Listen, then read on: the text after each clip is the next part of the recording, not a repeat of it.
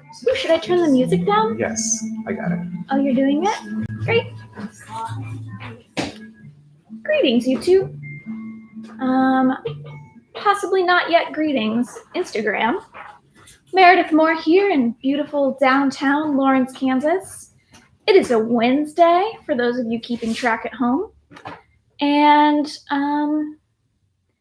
there's not a theme to Wednesday because it's got its own theme in the world. It's obviously Hump Day, which is safe for work because it just describes that camel's hump of feelings as you navigate the work week.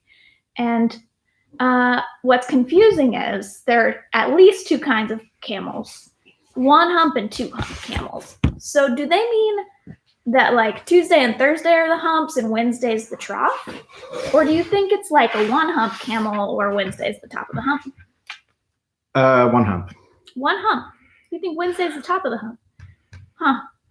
That's my thoughts on it. I guess that makes sense. It feels like it'd be harder to ride a one hump camel. Because you'd be like, the two hump is obvious. It's like a saddle in there. Anyway, welcome. Are you ready to begin our broadcast? We're here. We're back. Welcome to the Wonderfair Home Shopping Network. Wonderfair Home Shopping. You stay home. We take you shopping at Wonderfair. That's right. That is right. That's the concept. Yeah. I'm just going to make sure everything's going good. Great. Uh-oh. Oh. There's no sound on her. There's no sound. Oh, it's on mute. Is there sound now? Let's see. How do you find out? That's it. Whoops.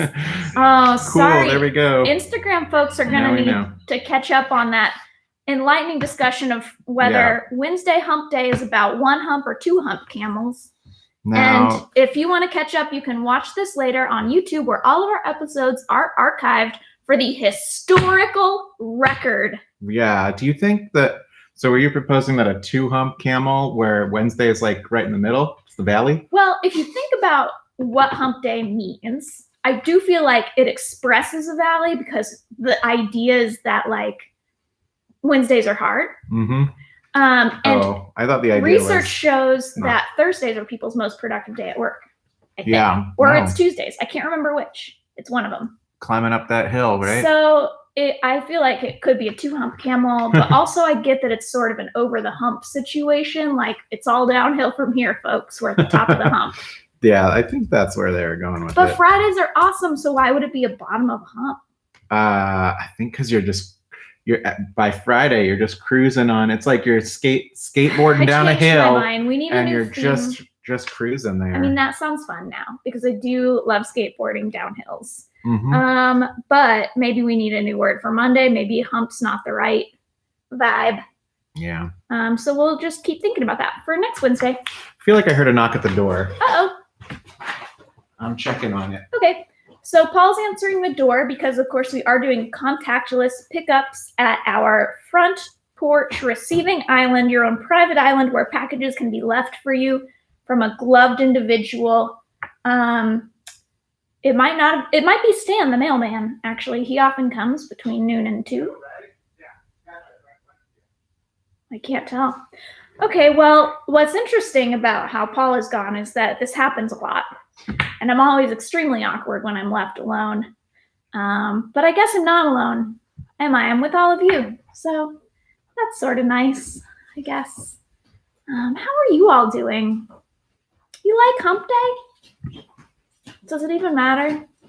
I formerly didn't work a Monday through Friday week. I had a wacky week where I had like a Sunday, Monday, or a Monday, Tuesday weekend. So what even is Hump Day? Still on that? I awkwardly kept it going. Oh boy, wow. I should be the one getting up to answer the door. I'm a mess. Well, I missed you so greetings much. to everybody joining us for the broadcast today. Hi, Rachel. Hi, Thaddeus. Hi, Kate Meyer, our fact checker. Is Kate our fact checker today? Kate's Awesome. usually on the case. Hello to the folks on YouTube. Let's start with some announcements. Okay. Back to you, Paul. All right. Well, let's see. Still no update from Taco Zone. we're waiting on more information on Taco Zone delivery. Haven't had a chance to check on Limestone, see where they're at yet. I got takeout from Jerusalem, Aladdin Cafe. I always can't remember Jerusalem which. Cafe's in It's Kansas the one in City. Kansas City. Yep. It was here for a minute. It was. How confusing. I know. You can see where I'm coming from. Got takeout from there yesterday. It was great. Make sure you keep supporting all those local businesses through this hard time. Hard time to be a restaurant. I had a similar announcement. Yep. In the food industry realm of Lawrence. The service industry is really vital to Lawrence. We're a college town, and with a lot of great restaurants. One of them is Leeway Frank's, who we've mentioned before on the show. Two things. First, I wanted to give a retroactive shout out because of Tubular Tuesdays, which was yesterday. I forgot that Leeway does Tube Meat Tuesdays. Oh, I didn't know that. I'm not sure they're still doing it, but okay. Normally I think there's some kind of a hot dog situation, and so we should have obviously eaten hot dogs yesterday, and I regret. Well, we blew it. Next Tubular Tuesday. Secondly, I did see today that Leeway Franks is hiring. Yep. Wow. Leeway is hiring. Good job, Leeway Franks. So if you're looking for some extra work to help you out right now, and you're interested in working for a might be delivery empire, stuff. I think they're looking for somebody with delivery. They're going to do it all. Yeah, they're going to help folks. They're going to cook. They're going to clean, presumably. Yep. It's good work for good people. So heads up that they're hiring. Tell your friends. That was an announcement I had. Check me out. That's good. Yep. From the Douglas County Public Health Department.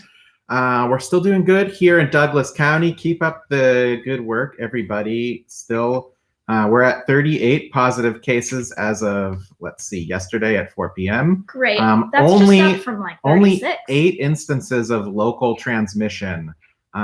So, hey, it's all working. Well done, everyone. Good job. We're the 4th most populous county in Kansas, I believe. Gonna need a fact check on that from Kate. I think we're number 4. And I feel like we're testing more folks per capita is what I've read. So that's sounding, those stats are all positive. Don't trust the stats completely though, because there's probably people who aren't being tested who should be. Yeah. America's numbers are all going to be real goofy, folks. Just don't even believe everything you read. Let's see. I had another thing. Or hear from us. I had another thing I wanted to shout out the Art Center for. What was it? They're doing a virtual Final Friday is what they're doing. Every Friday is Final Friday, and you can submit work to the Art Center. Wait. Did you just say every Friday is every Friday is Final Friday? That's scary. They need to rebrand this idea. I think that it is. Oh no. It's not the same type of Final Friday. They just upload the photos that you send in. Do they know what final means? I feel like they're just prognosticating a lot of world ending. Get with me, Lawrence Arts Center. You need to market that one a little more research. But why don't you just take our Fancy Friday idea? Fancy Friday. No one's gonna feel too much existential dread. Fancy I'm Friday. not gonna get overly critical about it. Okay. I think that just let them roll with it. But if you're out there being creative right now and would like to exhibit your work here locally, check in with the Lawrence Arts Center. Everyone is welcome to participate in that. So just send in stuff and be a part of that local thing. You're right. It's a fine name. It's a fine name. We'll eventually have our Final Fridays back where we contemplate the end of everything. And they're look just at on art. the final Fridays of the month. So it's see, that makes sense. So Kate Meyer's got a fact check, says we're 5th in population here in Douglas County. Okay, cool. Meredith is close. Thaddeus says Limestone closed 100%. Yes, we're aware, but they keep promising they're going to get back with some delivery or takeout options, I think. So we're eagerly awaiting that. In part, it's true. In part because meatball sub season got cut short, which we're busted up about. All right. No worries about the basketballs, just the meatballs on his mind here. Meatballs is the season I'm most worried about. Here in Lawrence, you thought basketball was our main export, but it's meatball subs. Yeah. You heard it here first. Wonder Fair TV, Wonder Fair Home Shopping Network, coming to you live from beautiful downtown Lawrence, Kansas. That is meatballs are not our main export. I would favor a move towards that, but I'm just trying to rewrite the historical record. yeah. All Give me right. a chance. Well, okay. It's Wednesday, and our theme for the show today is that Preparedith is taking a vacation day. We have compromised. Mm-hmm. So I prepared nothing. And this time, Paul will take the lead on sharing products with you that you might want to bring into your own home. Yeah, Thank you, Paul. I did some prep work for it. Way to go. There you go. So I think we're going to start with an old-fashioned unboxing.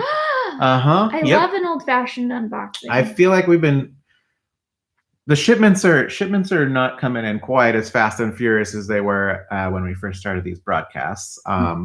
But been saving some stuff around for us to unpack on the show. I've got a box set aside for Fancy Friday, but for today, we've got a recent shipment in from one of our zine distros. Ooh. So, but Paul, zine distro, what is a zine? What is a zine? Thanks for asking, Meredith. No problem. Well, a zine is a self-published book, pamphlet, booklet, short for magazine. Like a newsletter? Kind of like a newsletter could be considered a zine. Oh, gosh, yeah. I need to make some notes before. I'm just thinking about things I want to revisit. Okay. That pencil's, well.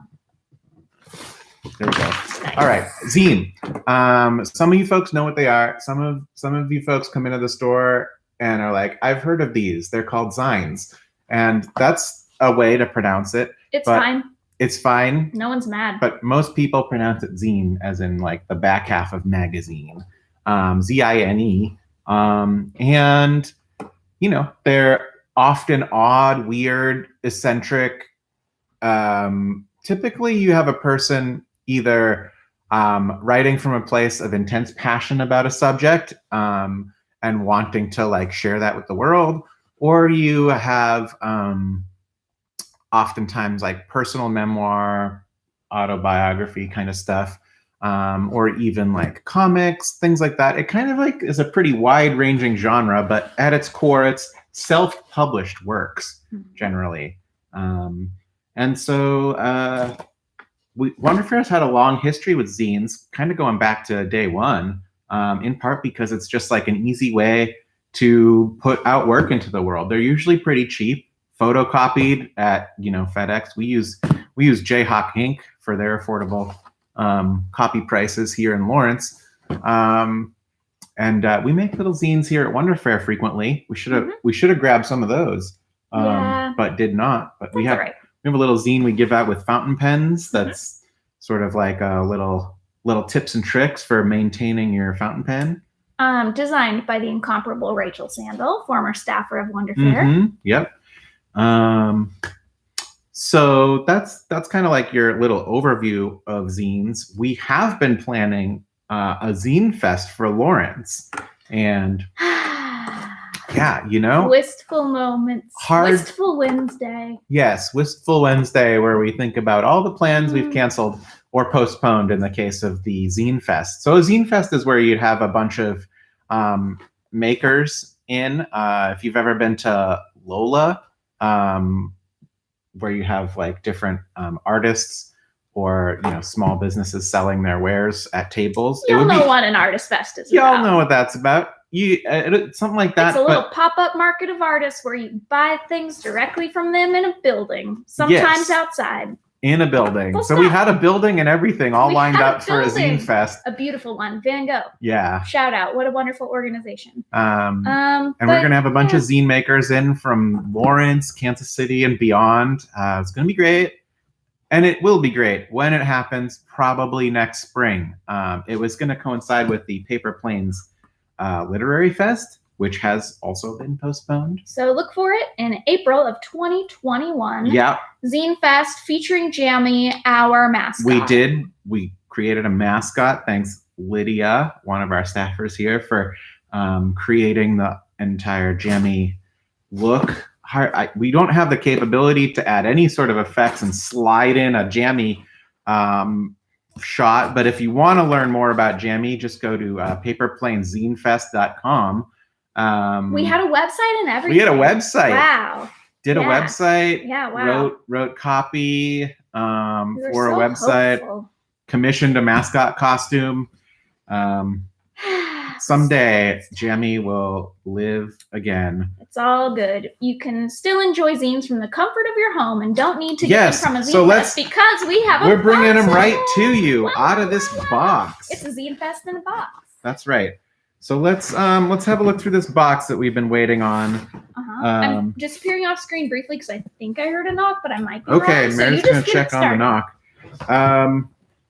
So, zines being independently published, it can actually be somewhat challenging to keep them well stocked. So we're very thankful to our main zine distributor, Antiquated Future, out of Portland, Oregon. They've been doing it for a long time, keeping that zine community active and healthy by getting their works out into the world. So thanks, Antiquated Future. And this is a shipment from them. Do you think their name is because they're creative anachronists? It's possible. Are they like wearing Victorian clothes and in a steampunk zine distro house, like Antiquated Future? Like I'm picturing Victoriana tea house. They also do run a cassette tape record label as well, so you might be onto something there. Oh, I like it. They were formerly the Miss Valerie Park distro. Wow, interesting. Yes, so they've been in the zine distro business a long time. I don't know what inspired the rebrand. Maybe confusion about Valerie Park's involvement. Which I don't think was ever a thing. Who was Valerie Park? I don't even know. Okay. We're really off track here. Let's get into the box. I'm ready. All right. I've been First so up, excited. out of the box, classic of zine literature is the Stolen Sharpie Revolution, which is a title we try and keep in stock always here. But this is sort of like a subtitle DIY resource for zines and zine culture. It kind of walks you through zine culture from start to finish, including how to make zines, how to get involved, tips and tricks for production. Get a they hung up. They didn't want to get a code to FedEx and just go to town. Get somebody's corporate code. I don't know. See what you can do. I don't know if that's in here or not, but that is an old trick. I bet if it was in there, it's no longer irrelevant. Stolen Sharpie Revolution, $8. Your introduction to zines and zine culture. And I should say that I did a preview of this box so that I could get these up into the online store. So a lot of the titles I'm showing you are available at WonderFairHomeshopping.com in the As Seen on Wonderfair TV section. Here's one that's been a popular title and will probably continue to be. It's called Shit's Fucked. It's one of our best-selling zines. First word double dipper there. Couldn't be more appropriate. That's the title. That's the name. Just saying the name. Yep. So that's appropriate for where we're at right now. Just quick little read there. Yeah. Is that a DIY guide or more of a memoir? It's a positivity guide. It's kind of like meant to remind you, how to get through those hard times. Curl up with a blanket. Dig into your favorite books. This person says a good zine for now. This person says all the Harry Potters, so they know what they're talking about. They know how to do it right.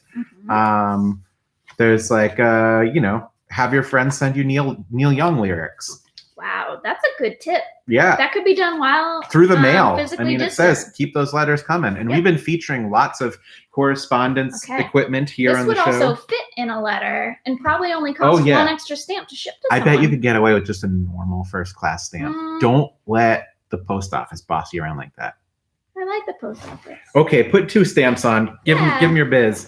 They're one of the people left out of most of the stimulus bills, folks. So help the post office. They're working hard. And this is a good example of love. what I love about zines. And I should have put this one up, but didn't. It's the Women Artists Zine. Meant to highlight, women artists throughout history who, as patriarchy does, overlooks a lot of the contribution. yeah, I mean, the contributions of women throughout history. But, you know, this is meant to, like, you know, bring that to the fore, just done out of love. So Women Artists Zine. Here's here's what I brought in for Kelly Corcoran, owner of Love Garden. It's Pro Wrestling Feelings, number 7. Now this is a zine about pro wrestling, which I know nothing about. But I think it has more of like a queer stance on wrestling. I haven't read it, but this issue in particular comes with 2 DVDs to get you introduced to the genre of Japanese wrestling, which is a whole thing.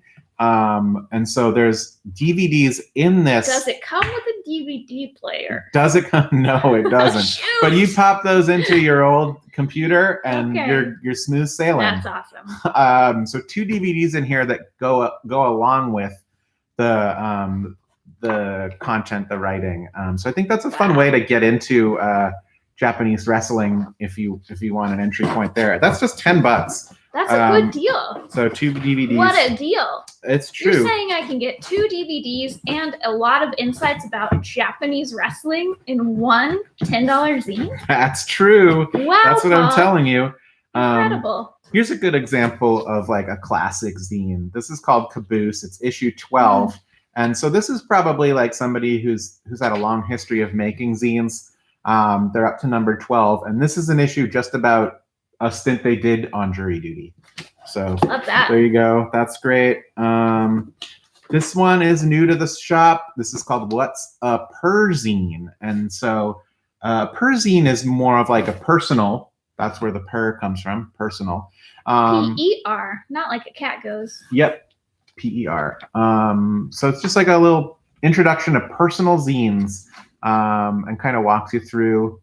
It's probably similar in style to this, but just with the focus on those personal zines. And that I do have online, $1.50. Nice. I like to make cheap. an extra plug for personal zines. Yeah, you're into it? I'm into them. I feel like one thing personal zines have really expanded for the world is viewpoints from people who are left out of traditional publishers. The barrier to entry for traditional publishing is extremely high. And that means a lot of personal narratives, especially of marginalized populations like trans individuals, individuals from cultures that have less access to technology or schooling. So many narratives that aren't normally published. You just do your own.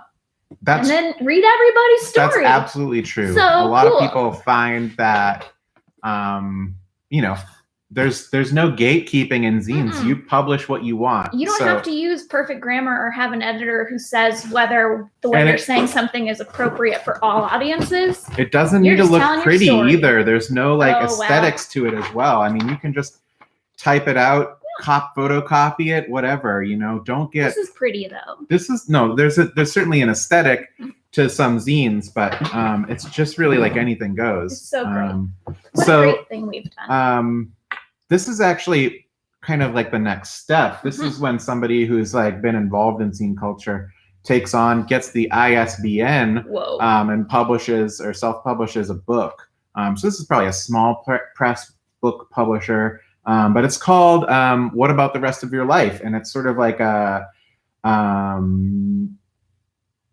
memoir dealing with dysphoria, transgender subjects, and this has actually been selling really well. Like, we don't do a lot of nonfiction here, but this book, keep bringing it in, keep selling it. It's called What About the Rest of Your Life? It's beautiful. This feels like a fun teaching moment. Like, how do you get an ISBN? Don't know. Oh, okay. This is a teaching moment for me to teach you. Okay.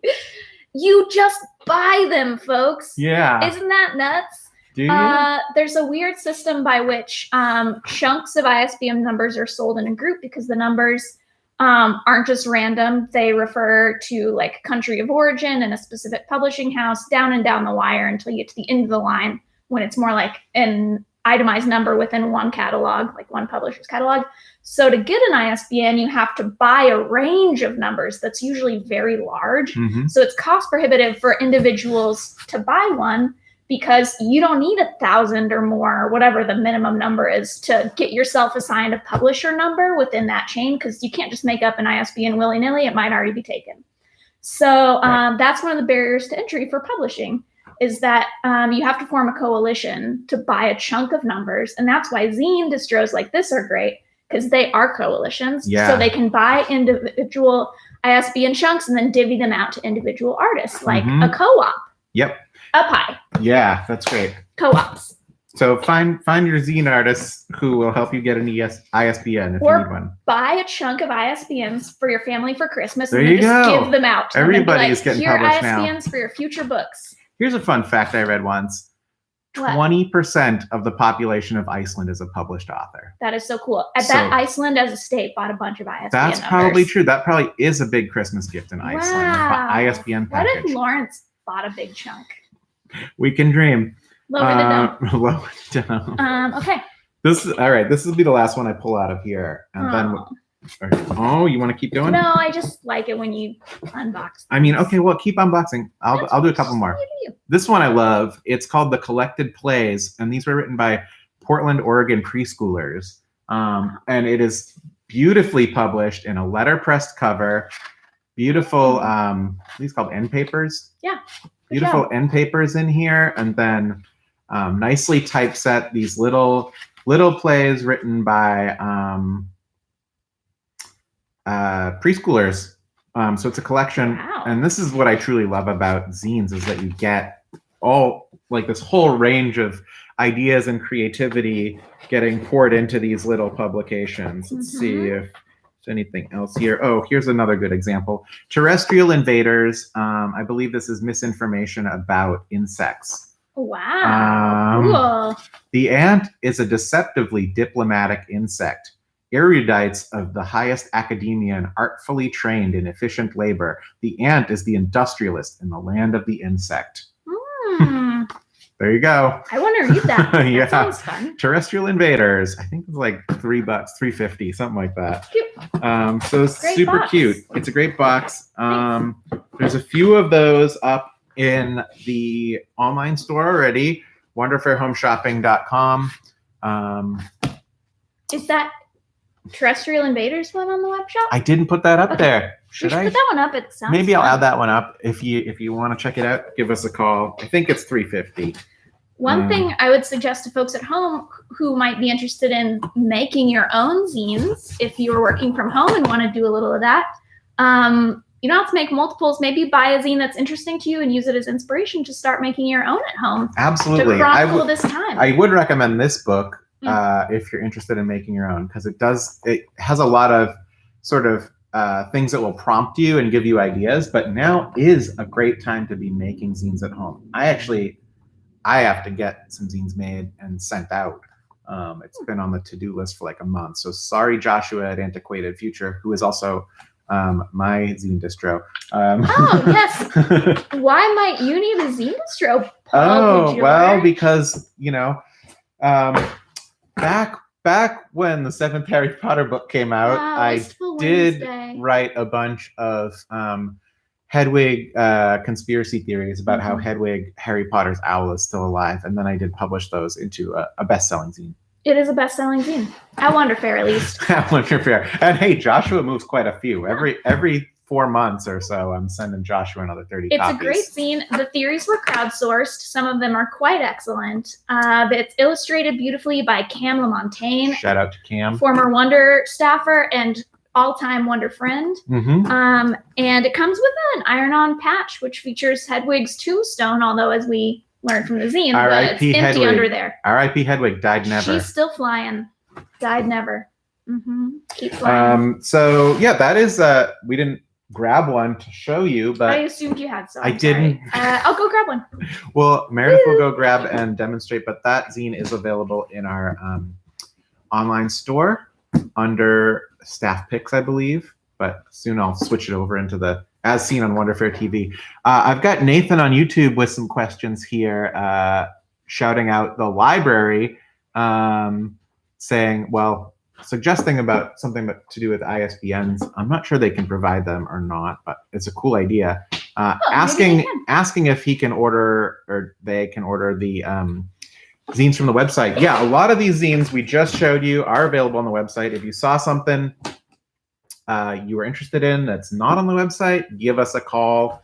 That's the number there. And here's that Hedwig Lives zine we've been discussing here. You can see the iron-on patch there. That's for the true believers. So put that on your jean jacket, and folks will know that you know that Hedwig is still out there, still flying. There's a lot of green spells, folks. Yeah. I mean, if you wanna taste of what's in the zine. Yeah, let's hear a theory. Hear a theory. Okay. The shortest one. The shortest one. I kind of like the Resurrection Stone. All right, this is the first one. The Resurrection Stone. Legend has it that the Resurrection Stone has the power to bring back the dead. I also am citing page numbers here. From the Harry Potter book. It's well referenced. Yeah. Lots of footnotes. When Harry obtains the Resurrection Stone, he turns it thrice, and 4 figures appear to him. His parents, James and Lily, Sirius Black, and Remus Lupin. This begs the question, how come the supposedly dead Hedwig did not appear to Harry in his time of need? Might it be because Hedwig is not dead? Wow. HedwigIsNotDead.com. I mean, hard to argue Hedwig wasn't just as important to Harry as all those folks. Yeah. Dobby also didn't show up. I want to give a shout out to probably Nathan also alive. on the YouTube chat right now, who has clearly read this and mentions the green M&M spell. So thank you, Nathan. Yes. Yeah, who knows? Avada Kedavra, it's a green spell. We know that. But do we know it's the only green spell? We don't know. We don't know. Wow. I'm excited about remembering the hopefulness we all feel about Hedwig. Should give you, if you need to feel a glimmer of hope in these dark times, maybe pick up Hedwig Lives, compiling many possible ways. $7. Yeah, $7. It's a little pricier on the zine end, but because it does come with that patch, and also because 7 is the most powerfully magical number. Yeah. And so we just sometimes price things at $7 to be clever. We are often there's never a time where we're not trying to be clever, and oftentimes that's to our own economic disadvantage. And also it's just annoying sometimes, so we apologize. But you just got to live your life. So, great box. Thank you for that. Loved your staff picks. What else would you haven't like to even share gotten with us, into Z-Man? Staff picks yet. Oh, okay. You want to get into staff picks? I grabbed some of my fave zines, and I know you grabbed a few too. Sure, but we've got time. Yeah. Well, why don't you share one? We'll go back and forth on this. Okay, well, I think maybe since you have just shared Hedwig Lives, perhaps I will transition into talking about someone who, a friend of yours. Yeah. Who I believe you met, Alec, outside of Harry Potter fandom. Is that not true? I don't know. Through Harry Potter fandom? It was through the band. Yeah. Okay. Well, although J.K. Rowling's a problematic person whose opinions we don't entirely agree with, the Harry Potter series brought many of us together. It brought me together with Paul. Mm-hmm. It brought me together with my good friend Kate Meyer, who may be watching this chat. It brought me many good things that I want to acknowledge. I'm actually kind of feeling a little verklempt thinking about all the good things. Yes, indeed. But one of those good things is the illustrator and artist Alec Longstreth. Yes. He's so talented and a wonderful person. His wife is also a talented artist and toy designer. Cool job. Yep. And he's a comic book writer, so I picked from Zines. This is actually a compendium or a graphic novel compiling 3 different comic books in a series called Isle of Elsie by Alec Longstreth, which is not his primary comic he'd been working on for dozens of years at this point, I think it is. He finished that one. Basewood's done? Basewood's done. Well, he also started this comic that's aimed at a wider age range, so it's actually specifically aimed to appeal to kids, like middle readers, maybe 8 and up, but adults will enjoy it too. It's the story of this dragon librarian. It's cool. There's dragons, there's magic, there's a very cool wizard. The illustrations are beautiful. It's just so lush and colorful, and it's essentially self-published because it was published through Kickstarter, which is a way many independent artists get work done today. So we have a couple left of his book, Isle of Elsie. But I also want to point out, if you don't have the means right now to buy a book, this comic is published in its entirety online for free. That's right. It's a free web comic that he does for kids and families. Yeah, so you can read it every Thursday. There's an update, but it will be a lot of catching up to do. Yeah, you might have to do some catch up. So you could read like a page together a week online, or buy the book and get the first 3 books done fast and then start catching up online. Bedtime reading. I gave it to my niece for Christmas, and I know that she's just turning 5 this month, but she ripped through that at bedtime. Yep. And I will say that the wizard does bear a good resemblance to Albus Dumbledore. He absolutely looks like Albus Dumbledore. Yeah. And there's also even an owl apparently sometimes. So yeah. Alec is a big Harry Potter fan. So we're just staying on that theme today, apparently. I'll get that. I and guess I'll share if you want to talk about this, will you show this amazing page and how dang cool it is, and you can do it at home? Okay. Great. Alec, when publishing the book here, also published this little companion, which is like an activity book, just $3 on this. I don't know if this is still available or not, but we have one in stock seemingly. And this gets into, it's just got like a word search. It's sort of kind of similar to like an old highlights issue. Or something. I'm sure it's inspired by that. And then there's a dice designed dragons page right here. So you roll the dice, and then you have to draw in the different things that you rolled. So if you roll a 1, you get cat eyes, and if you roll 3, you get mean eyes. And this is how you construct your new dragon, is through this dice rolling game. And I probably need to photocopy this page before we sell this so that I can be reminded of how to create a dragon with dice, because that is amazing. So $3, just got one of those left. I don't know if Meredith added that to the website or not. If you don't see it there, that's the number. All right. So I'm going to grab one of my picks here that I grabbed other zines to feature on the show today. Here's a long time sort of like legendary zine that speaks to exactly the kind of obsessiveness that creates zines. It's called I Love Bad Movies. So I grabbed that because I've seen some people, particularly locally, folks like Larryville, doing tweet-alongs to movies, and I don't know anything about movies, so I don't know if they're bad movies or good movies or what. But if you want to get into bad movies, there's a list here of looks like about 15 to 20 bad movies accompanied by reviews. And this was sort of like a crowdsourced project. So these reviews are written by a whole bunch of different people. There's screenshots in there. They're telling you what's going on in this in these bad movies.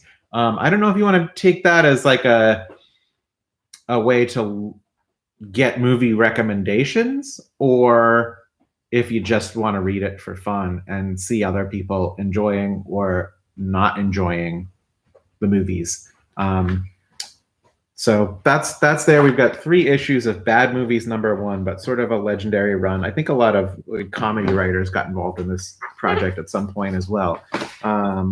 So there you go. If that's your new hobby, is watching bad movies, cool. Get inspired with this new zine. I'm back. You're back. What's the news on the phone? Well, a very nice person I'm going to call back and sell all the autographics zines. And also another zine, Pooping Advice for Creatives. Oh, a great one. So it's actually an all zine related phone call, but I don't think they knew that we were talking about zines. I should have put those autographic zines in. They're amazing. Whoops. Oversight. We just have so many zines. Yep. It's a lot. Actually, I got to say, our stock is not quite at the level I'd like it to be, but we're doing what we can here. Well, now we're barely a store. We're doing what we can here. We're a web store. All right, your turn. Back to you, Meredith. Oh, great. Another favorite here? Well, you talked about I did. I ILMLC talked and about that the dice great dice drawing construction. activity. I just think that's a good idea. You could repurpose yourself at home. Yeah. Just do it another way. In a similar vein to Isle of LC, an artist we know and love, Kelsey Borch, out of Kansas City, has this beautiful zine that's printed with the risograph method, which is like a weird hybrid of screen print and Xerox, but it lets you print in color layers, like spot color. This one happens to be pink and black, and inside it's different 2-color mashups, 3-color actually. So Kelsey was inspired by a pretty poorly written guide to drawing manga heads, and so has responded by making how to draw manga head. And it's actually a very practical guide for learning how to draw heads in a kind of slightly more distorted style. And I just think it's really fun, but also functional. So if you have someone at home who wants to learn to draw a wild skull, maybe let Kelsey give you some instructions in the form of this beautiful book that is also, I would say, an art object. I think a lot of zines are art objects. Absolutely. Yeah. Good stuff. This one definitely looks like a Dragon Ball Z guy. Here you go, YouTube. What do you think? Yeah. Just like Bart. Just like Bart. I mean, in the same vein, of course, art objects here, I wanted to highlight another Kelsey Borch title. She's one of our staff favorites at Wonder Fair. Lots of discussion about some of Kelsey's creations, her shapes and characters and what they are and how they walk with their weird numbers of legs. Yeah, they all feel like they went through some kind of particle accelerator and came out a little weird on the other end. It's cool. But this title is called Pooping Advice for Creatives, and managed to secure another bunch of these just before the store closed. So we've got these up in our online store. But I'm pretty sure this is in a staff picks section because we love it so much. Making art is a lot like pooping. It can feel really good, but sometimes it can be hard to do or even hurt. Wow. So there you go. That's like really honest. This is the good thing about self-published zines. An editor would probably not touch this because it maybe feels too real. You say that, but I actually think this is a best-selling book that can go right into your home bathroom. Chronicle would absolutely publish such a title. This is like put it up there with Taro Gomi. That's right. Because it is a hit. And that could be yours for just $5 and includes this impressive like rivet binding. So great value there. Great. Pooping advice for creatives. Love it. So shall we continue? I only have one pick left. Just one pick left. I've got a couple. I got a couple others I wanted to feature here. Yep. And this gets into like some of the other sides of zines we haven't touched on, which is more like workbooks, or like prompts that can inspire reflection and creativity sometimes. So first one is the Self-Care Index from our friends at Free Period Press. This is one of our best-selling zines here. It's just like a short. It's actually not short. It's kind of substantive. Pretty dense. Yeah, it's bigger for a zine. It's known as a quarter-page zine. It's 1/4 the size of your average printer paper page. And this pocket guide to remembering the things you like to do. So maybe that's appropriate for right now, reflecting on those things and thinking about doing them. And, there's all sorts of like little prompts in here. So good for a few moments of self-reflection, and it's styled like a workbook. So there's places for you to write and fill in as you go. What's the price on that? Just $6 on this little fella. It's great. And in the same vein, by the same folks at Free Period Press, we have the Look Back, Plan Ahead, another workbook, self-reflection guide. What were the biggest lessons I learned this year? How can I make the world a better place and help others this year? You should vote. And yes, also indeed. Work on getting candidates to support progressive positions. There you go. On all the issues. Yep. How did I feel about my financial health this year? Boy, oh boy. So it's gonna get to some of the hard questions. It is. But it's also going to help you set some goals here as well. So yeah, that's the kind of thing that might be useful to folks right now as they're reflecting and thinking about $8 where we're going together. And a good investment, I would say. Absolutely. $8. Mm-hmm. Yep. All of the zines you're seeing, I believe, are featured in the As Seen on Wonderfair TV section of the website. Anything else you wanted to share from that one?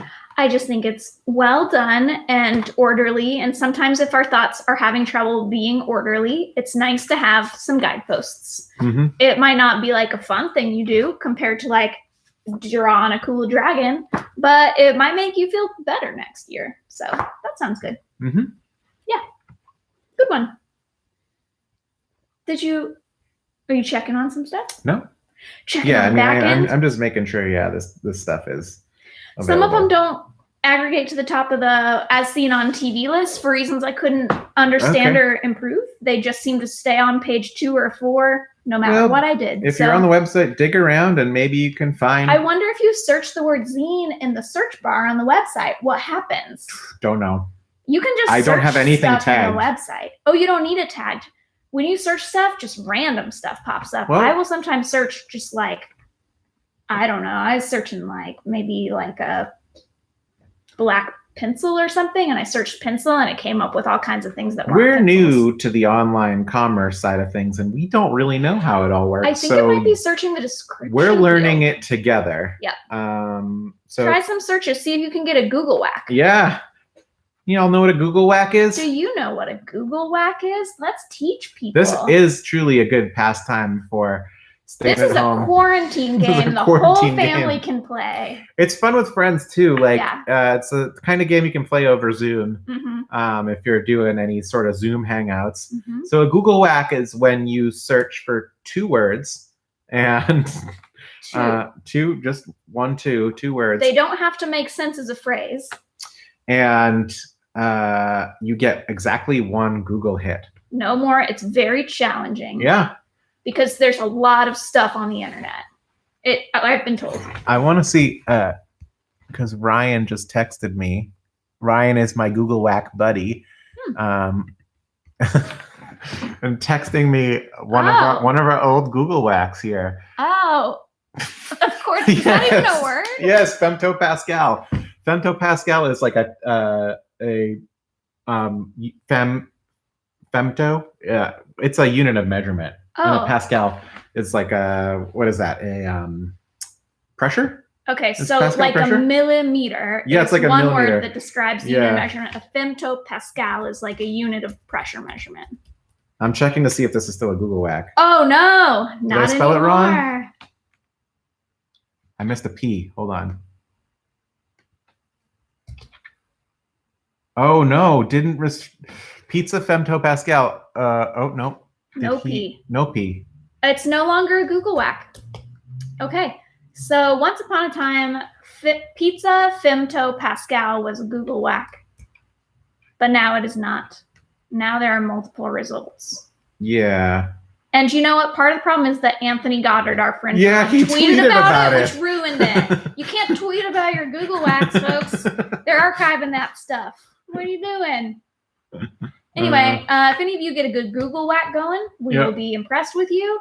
Try pairing 2 words. Obviously, one of them is going to need to be obscure. And at least one, if not both. It's increasingly a hard thing to do. Yeah. So spend an hour or 2 trying to do a Google whack. Challenge your friends. Yeah. Okay. It's fun. It's a fun game. There's a lot of fun ways to spend your time in quarantine. One of them is zines. Another of them is, and let me back up. What's a thing that's not fun to Google? All the symptoms you're having. Yes. This is a zine I brought in today because I am one of many, I think, in the world who's like, ooh, that seems like a bump. I'm going to Google it. Definitely, I have cancer now. Or like, for example, the other week, as my allergies were starting to act up, I just felt like the air in my nose was colder than normal. Mm-hmm. And because of the coronavirus feelings, I just assumed I had something horrible, Got though the cold, my cold nose breath. was cold. So I thought maybe I'm dying. I wasn't. So I brought in this zine by KC-based artist Sydney Chairpack, who's just a really talented artist in general. We have a lot of work by this artist in the shop. They also make zines, art prints that we carry. But this is entitled Stories from a Self-Diagnosed Hypochondriac. I don't think I'm going all the way down that lane, but I love the honesty of sharing these stories where Sydney felt like maybe they had something going on that was very horrifying, Googled it up, and then ultimately, as often happens, was worrying unnecessarily. So these stories oddly made me feel very seen and feel better about the times when my brain also attacks itself in this way, with a little bit of an assist from Google, because there are many health problems out there. Just like people are more likely to leave a negative review than a bad review, people are more likely to go online and talk about their bad outcomes from health scares than their good ones. Because when it turns out like, oh, that mole is actually like a piece of chocolate chip, you don't usually go to the internet and talk about it. So if you're having that problem right now, you might want to pick up one of our only 3 remaining copies of Stories from a Self-Diagnosed Hypochondriac. And now I'm going to cue the Reading Rainbow theme song.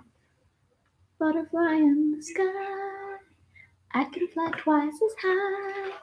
Take a look, it's in a zine. It doesn't work because zine doesn't rhyme with look. I'm going to rewrite the Reading Rainbow theme song for zines at some point. But in the meantime, you might enjoy this zine because I did. It's also really nicely illustrated.